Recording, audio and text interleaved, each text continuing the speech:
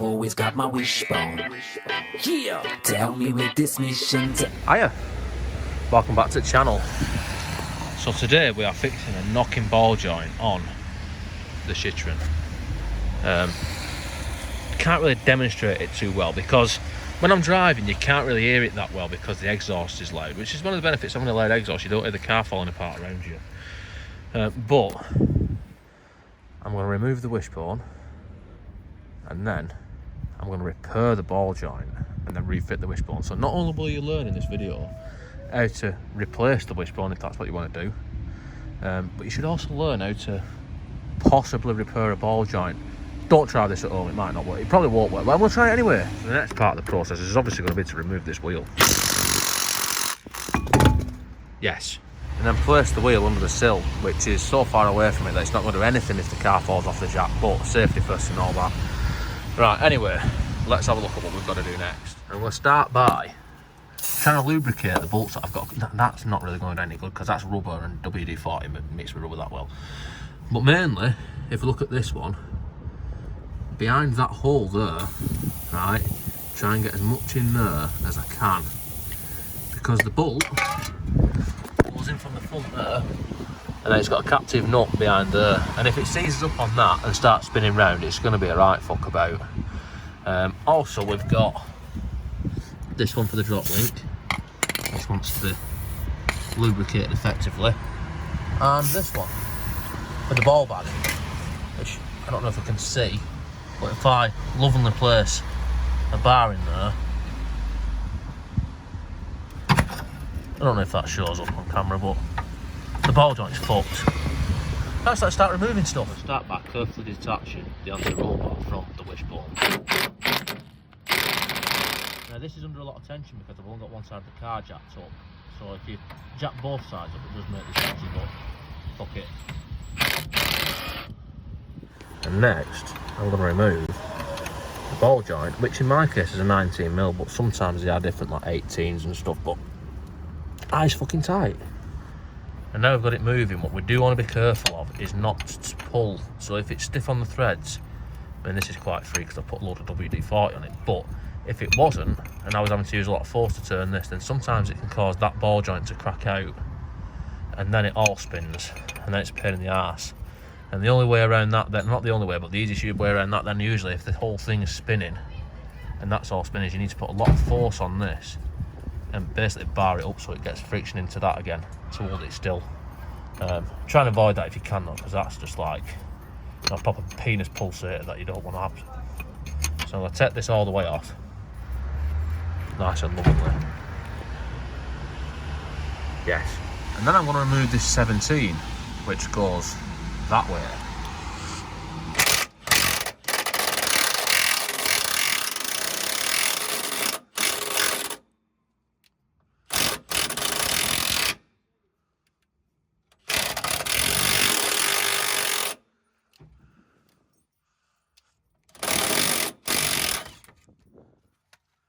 I'm not overly excited by how stiff that bolt is because, as I said before, they're into captive nuts inside and I really don't want them to fuck up. So what I've done is undone it as much as it can until it goes tight, and I've sprayed as much oil as I can get onto it, and I'm just going to keep on going backwards and forwards with it, and then hopefully it'll come out without spinning the bolt behind it, or the nut behind it. Let's try.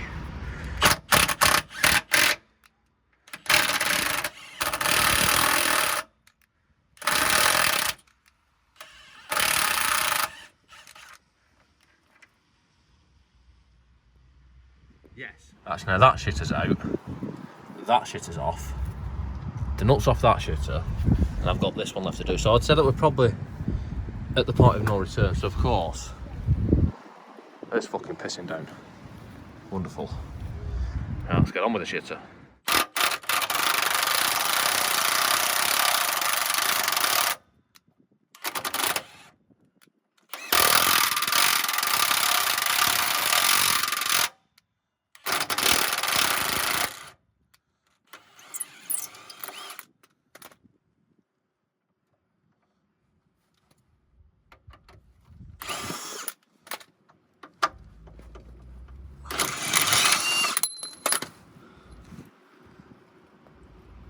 Yes. So now we've fucked all the bolts off. I've got the ball joint splitter in the ball joint. And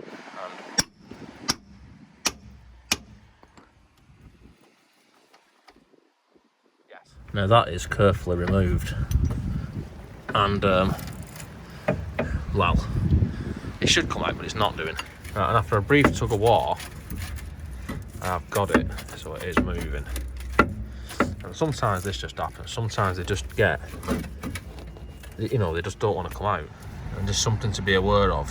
When you're wrestling with the shit and it won't come out, just be aware that that will only come out that way. There's like a U-shape do for that shitter to sit into around it, you know, to locate it so the steering's not on the piss or whatever.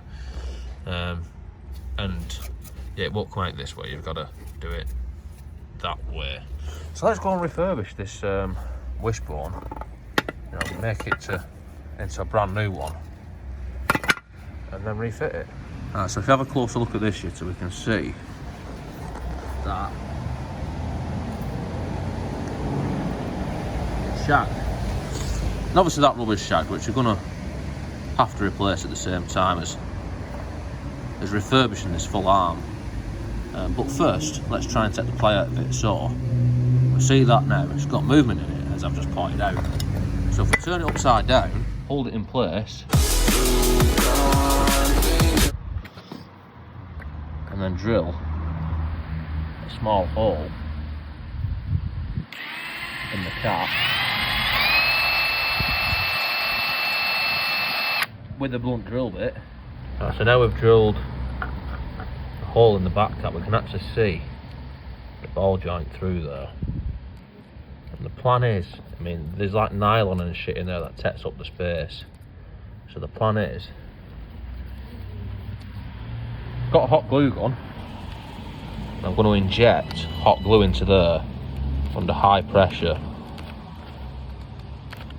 in a manner that'll take up the void inside there, which is giving us the play. And now we have injected an amount of glue into that hole.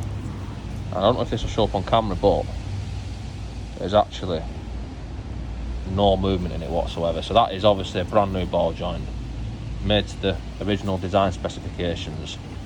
So let's get on with refurbishing the rest of it. So I've got a new Johnny for that, which I don't know whether I'll have to find it in a minute.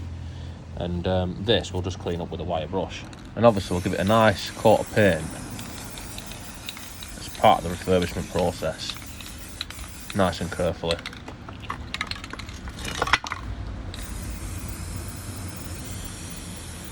As you can see.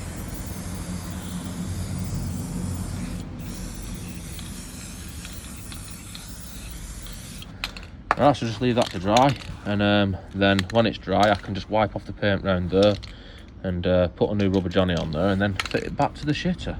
Right, and we are back, and that has got no point. I've even put a new cover on it, so it's all nice and brand new. Right, so let's get that into there, and it has to go in the same way as it came out. As you can see, it's nice and simple, not struggling at all. Yes.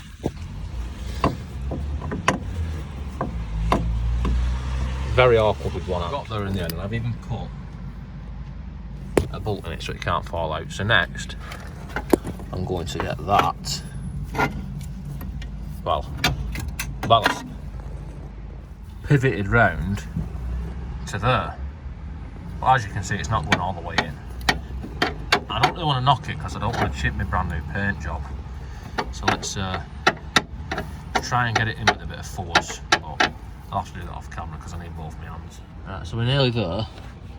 And as you can see from this nice, not scratched at all, paintwork, I definitely didn't hit that with an hammer and a bar. But it needs to go a little bit further.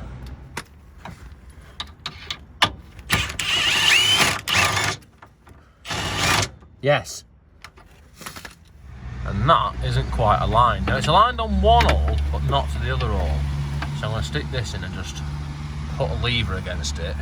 See if I can do that with one hand. Because it needs to go upwards.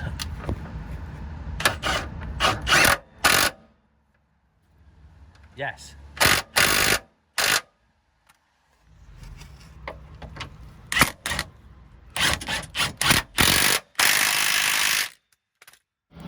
And next, it's probably easier to put the anti-roll bar linkage on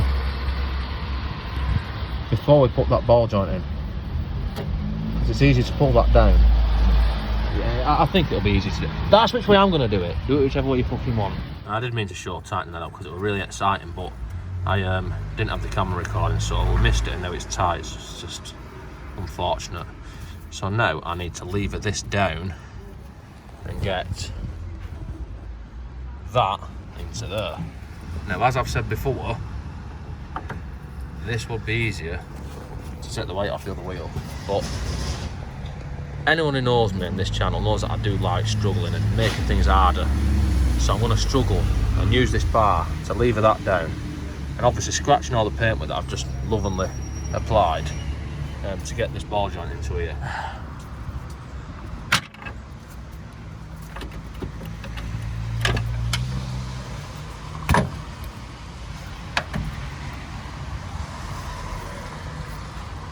So now, as you can see, I've got that into the place where it goes. I had to undo that a bit to give me just enough because I wasn't strong enough. And I undid that one as well because it's not time to actually do that one up yet. That one we'll leave until the end. So I need to tighten this shitter back up, as you can see, and I need to tighten this one back up, which is no real point in showing because you can't really see fuck all anyway. And now that is tightened up to a preset torque setting designated by the manufacturer. Put that R clip back in. If I notice, that is still loose. So obviously I've put the wheel back on and then dropped it down. And now the suspension's set with the weight of the car on it.